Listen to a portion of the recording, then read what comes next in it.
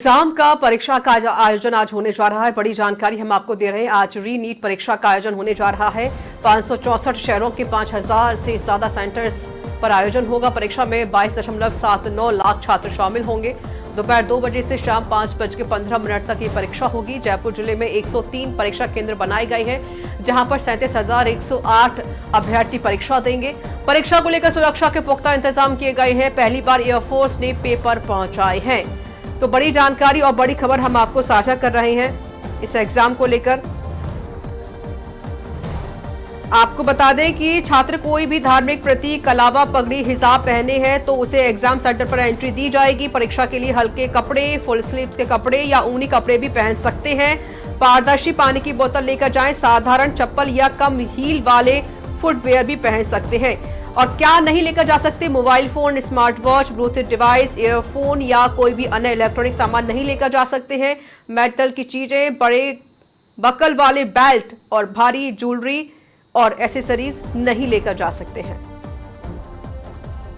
और हमारे साथ कर्नल देवानंद जी जुड़ गए हैं। सर, बहुत स्वागत है समाचार प्रेस पर आपका।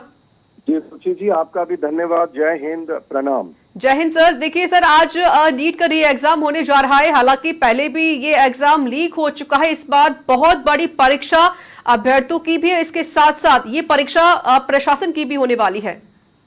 जी जी, आप सही कह रहे हैं। ये बहुत संवेदनशील मुद्दा है देश के लिए, जहां पर अगर इसकी विश्वसनीयता एग्जाम की नहीं बचेगी तो बहुत गंभीर समस्या हो सकती है। और जिस प्रकार से सरकार ने कदम उठाए हैं, और जैसा कहा जाता है, the last weapon of government is always the defence services and the army.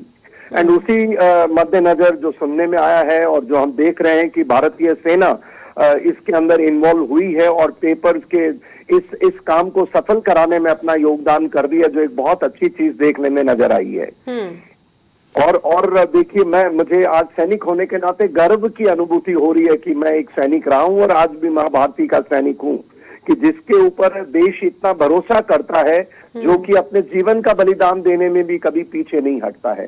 और देखिए, युद्ध है तो एक बात है, आतंकवाद के दौर में भी सेना अपना बलिदान देती है, सैनिक देते हैं। और अब इस प्रकार के जो नेचुरल कैलेमिटीज में मैं देखते आया था, लाइक बाढ़ आ गई, भूकंप आ गया या कुछ ऐसी त्रासदियां हो गई, पर ये पहली बार एक देखने को मिल रहा है कि भारत में सारे तंत्र फेल हो चुके हैं। किसी पर भरोसा नागरिकों का नहीं बचा। उसमें मुझे गर्व की अनुभूति होती है।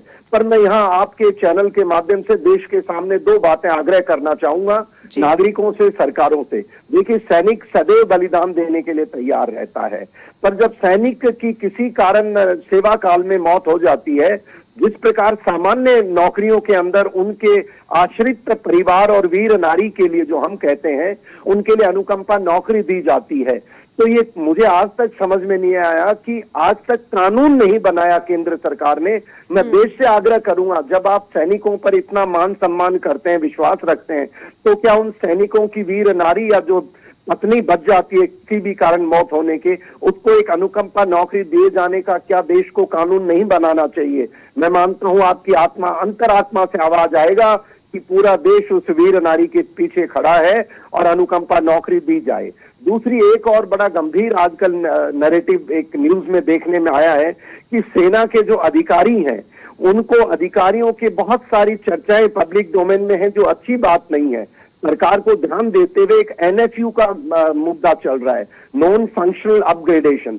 जब वो हर सरकारी नौकर अधिकारी को दिया जाता है, तो सेना के अधिकारियों को वंचित रखना, क्योंकि बिना अधिकारी और बिना उनके भी संस्थाएं नहीं चलती हैं, उनका मनोबल गिरता हुआ मुझे महसूस होता है। तो मैं आग्रह करूंगा, वीर नारियों के लिए अनुकंपा नौकरी और सैन्य अधिकारियों के लिए एनएफयू की ये सरकार काम करे। और हमें गर्व है इस भारतीय सेना पर कि सदैव देश के जब भी कोई आपदा आई है, सदैव खड़ी है। मैं देश का आभार और अभिनंदन करना चाहूंगा। बिल्कुल, देखिए, जाहिर सी बात है सर कि हर असंभव को यहाँ पर संभव करके दिखाया है हमारी सेना ने, हमारी भारतीय सेना ने, हमारे आर्मी ने। और एक बार फिर से बड़ी जिम्मेदारी हमारी आर्मी को भी जहां सौंपी गई, जहां पर एयरफोर्स ने पेपर पहुंचाए हैं ताकि पेपर फिर से लीक ना हो। एक बड़ी परीक्षा भी, देखिए जाहिर सी बात है सर, सरकार की भी है, बड़ी परीक्षा अभ्यर्थियों की भी है, बड़ी परीक्षा यहाँ पर शासन प्रशासन सबकी ही है। लेकिन ये एग्जाम क्या वाकई सफलतापूर्वक हो पाएगा सही तरीके से? कर्नल साहब। जी जी, मैं महसूस करता हूं कि इस पूरे प्रक्रिया में जो तंत्र है, क्योंकि नौकरी हिंदुस्तान में एक ऐसा चीज है जिसके लिए बच्चे अपना करते हैं। उम्मीद की जा रही है कि सरकार देखिए पूरा जोर लगा रही है। मैं देख रहा हूं जिस प्रकार से अभी अभी पिछले 5-10 वर्षों में हर चीज में सुधार हो रहा है। और पहले तो पता नहीं इतने ज्यादा पेपर लीक हुआ करते थे। अब क्या है कि ये जो माफियाज होते हैं ना, देखिए धर्म और अधर्म ये दोनों साथ साथ चलते हैं। तो धर्म की जीत के लिए मैं मानता हूं सरकार पूरी तरह कोशिश कर रही है। जिस प्रकार से सेना और एयरफोर्स हेलीकॉप्टर अब सबका इस्तेमाल किया जा रहा है, मैं तो विश्वास करता हूं और उम्मीद करता हूं कि ये सफल हो। और मेरे देशवासियों से भी एक आग्रह है कि देखिए हम सबको जिम्मेवारी महसूस करनी पड़ेगी। बिल्कुल, देखिए साइड से बस सर जिम्मेदारी हम सबकी है और वो जिम्मेदारी हम सबको निभाना भी जरूरी हो जाता है। बहुत बहुत शुक्रिया सर हमारे साथ जुड़ने के लिए, हमसे बातचीत करने के लिए।